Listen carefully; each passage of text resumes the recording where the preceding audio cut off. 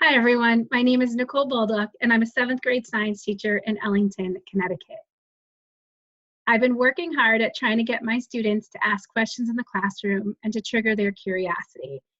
I'm just going to show you a few techniques that I've used using the QFT process put out by the Right Question Institute that I've tinkered with, experimented with, and have been greatly inspired by. I'm going to go ahead and share my slides with you. And the full slide deck is available in the resources if you would like to see more details than what I'm going to talk about in the next 5-ish minutes or so. You can also tweet me and the Right Question Institute at these handles. And I just wanted to show you my bank of resources that I use to help inspire students to ask questions and be curious about scientific phenomena. There's some wonderful open source free resource pages on here: the Next Gen Storylines, Open SciEd, the Right Question Institute, and Paul Anderson's The Wonder of Science have been many resources that I've used to help my students ask questions. And just a reminder that the Right Question Institute, where I did get a lot of my resources from, they do have a Creative Commons license, but they do appreciate you citing their work. So these are a couple really quick interesting graphics here. You can see that younger children between the ages of 3 and 4 tend to ask about 30 questions an hour, especially when they're not in a classroom setting. But once they're in a classroom setting, it drops greatly, as you can see here in orange. And then when we up the age of students, or we look at higher ages of students and of kids, we can see that from 12 to 18 years old, look at how much that question asking ends up dropping. And if we think about what's happening in the classroom, we can see that educators are asking most of the questions and students are not asking most of the questions. And when I saw these statistics a few years ago, I thought to myself, I'm gonna make it a challenge to have my students ask more questions in the classroom so that they're owning their curiosity. So the QFT method from the Right Question Institute is when students produce their own questions, they learn how to improve their questions, they learn how to strategize on how to use their questions, and then they reflect on what they've learned and how they learned it. So the first slide here just shows you that the first step is that you do need a Q focus before you do the QFT with students. So I'm going to show you real quick a page here of how to come up with a good Q focus. I generally use phenomena that are captivating and provocative for students that also match the DCIs and performance expectations of the grade level, which for me is 7th grade, or middle school, the grade band 6-8, for the next generation science standards, that also invite students to use cross-cutting concepts in science and engineering practices to help them figure out the phenomena. The bank of resources underneath are very, very helpful. I also wrote a blog for the teaching channel last year that you can certainly access to, and all of these pictures and images have links attached to them. So the first step is you do need to find a Q focus for your students. And what I typically do before my students even launch into a QFT is they watch the Q focus, they engage in the Q focus, they discuss their noticings and wonderings. In this case, I was doing a phenomena of eggs either become living things or eggs don't become living things. So we talked about and watched videos about people raising chickens and looked at videos of eggs, and some hatching and some people were eating the egg because it didn't hatch and didn't develop into anything. Again, also adding on to before we do the QFT, we also discussed what we would need to do to raise chickens, and we also drew initial models of what we think is happening inside of that egg when there is no development or when there is development. And adding on to that, we did a class model, we called a consensus model, where we all came together and did a model of what we think was happening with both cases of the egg.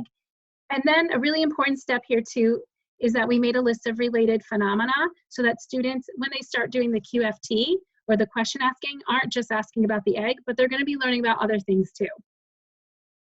The next step is for students to produce those questions, and there are guidelines for this. The guidelines are that students are expected to ask as many questions as they can. They should not be stopping to discuss, judge, or answer any of those questions, and they should be recording the questions exactly as stated, especially with working with a partner. And they should change any statements into questions. And you can see images here of my students doing these on whiteboards, but you can use chart paper, you can use sticky notes. You as a teacher can decide what kind of format you would like. The next step is once they have all of their questions listed, and I usually give them a certain amount of time, and you can decide how much time you feel is necessary as their teacher. I ask them to go through a series of steps to improve their questions.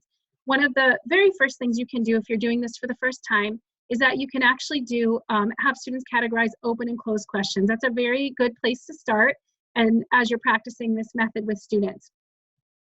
I wanted to dive a little bit deeper beyond open and closed. So the first improvement step I ask students is to mark questions that they've asked that have a variable in them.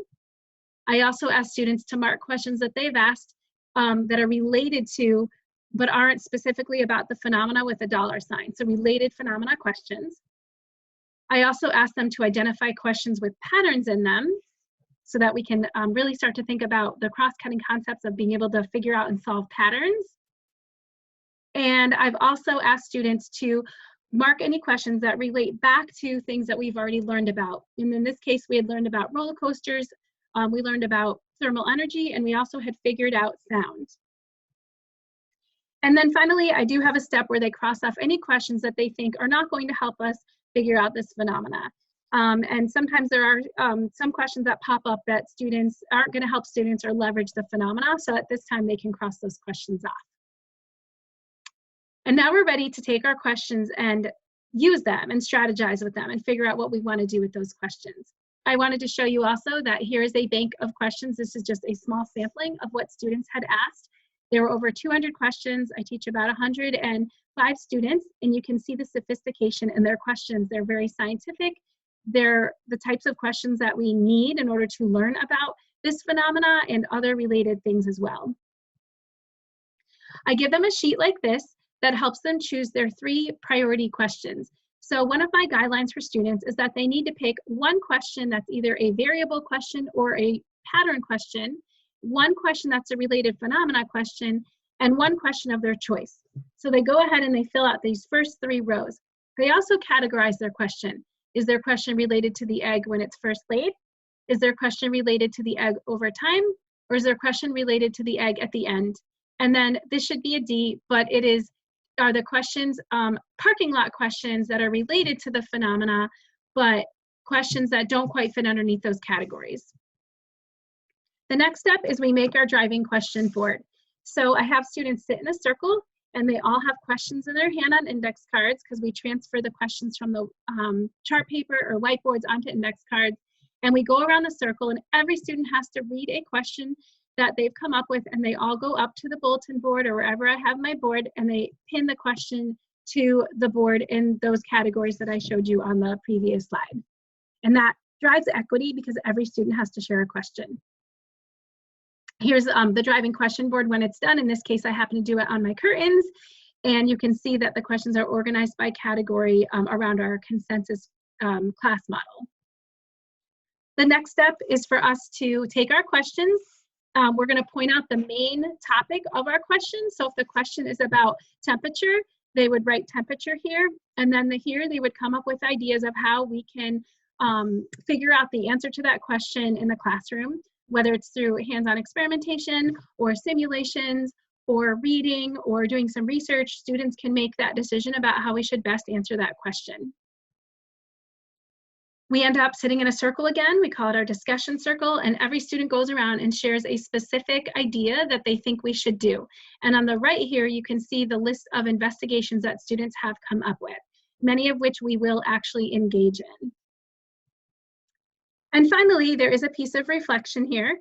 There is a rubric that I have used with students. I usually give this to them before they ask questions and have them write a goal. So they pick a category and a goal, and they can write it on a sticky note. They can then do the QFT and then reflect after on how they did with asking questions. They can also have a peer, if they work together with someone else, also help them out and give some reflection to each other as well.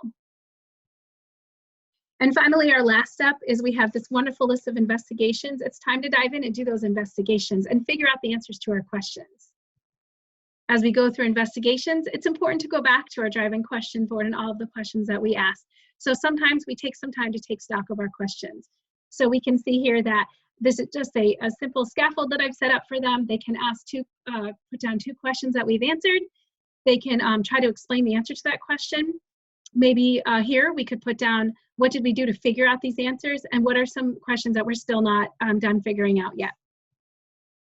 And finally, this last slide here just shows all of the steps that I take with students to help them preset them to ask questions, help them actually ask, produce, strategize, and improve their questions, and finally, how to use our questions and to reflect on our questions. And that's it. So hopefully this was helpful, and I will be available to answer more questions about, again, using the QFT with the next generation standards. Thank you.